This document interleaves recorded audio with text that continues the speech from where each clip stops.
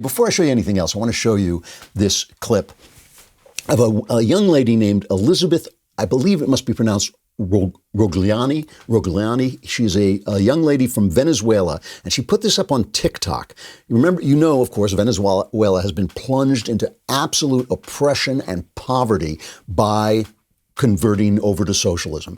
People are roasting cats in Venezuela to eat because, the place it's basically a failed state, which should be, the food grows on the trees there. It should be one of the wealthiest states in the world. They've spent their oil. They've spent all their money. They've just been utterly destroyed. And she says, she goes on TikTok and she says, why should I care about all this stupid pulling down statues? And then here's what she says, is cut one. I have already lived through this thing when I was living in Venezuela. Statues came down. Chavez didn't want that history displayed. And then he changed the street names. Then came the curriculum.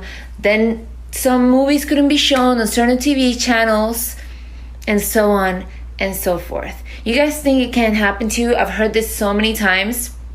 But always be on guard. Never believe something can't happen to you. You need to guard your country and your society, or it will be destroyed.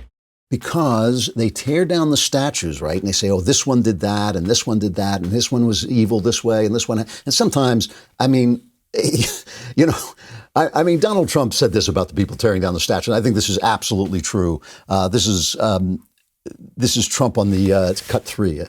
I think many of the people that are knocking down these statues don't even have any idea what the statue is, what it means, who it is. When they knock down Grant, when they want to knock down Grant, but when they look at certain, now they're looking at Jesus Christ, they're looking at George Washington, they're looking at Abraham Lincoln, Thomas Jefferson. Not going to happen. Not going to happen. Not as long as I'm here.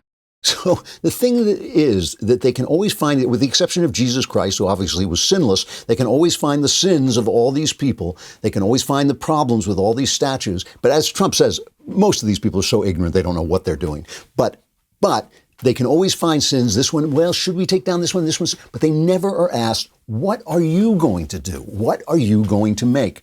Here is a guy named Hawk Newsome who runs the Greater New York Black Lives Matter. He was on Martha McCallum's show on Fox. Here's what he had to say about his program. This is cut 10. If this country doesn't give us what we want, then we will burn down this system and replace it. All right. And I could be speaking figuratively. Okay. I could be speaking literally. It's a matter of interpretation. Like, let's be very real and let's observe the history of the 1960s. When black people were rioting, we had the highest growth in wealth, in property ownership. Think about the last few weeks.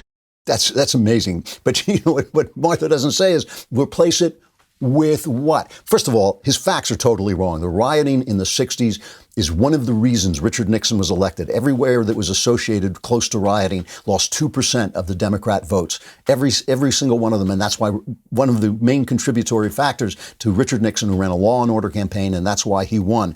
The wealth of blacks was increasing until the Great Society slowed down their rise because it destroyed their families and it made them dependent on government largesse. I mean, this is the thing. Nobody says to them, why don't you help yourself? Why are you always asking people to help you? Why are you always so helpless? Why do you let people portray you as helpless? This always gets me, especially because I'm a sexist, because I think men and women are different. To hear a guy saying, I'm helpless, you have to help me, you have to do things, it's injustice, you have to pay me reparations for something that never happened to me.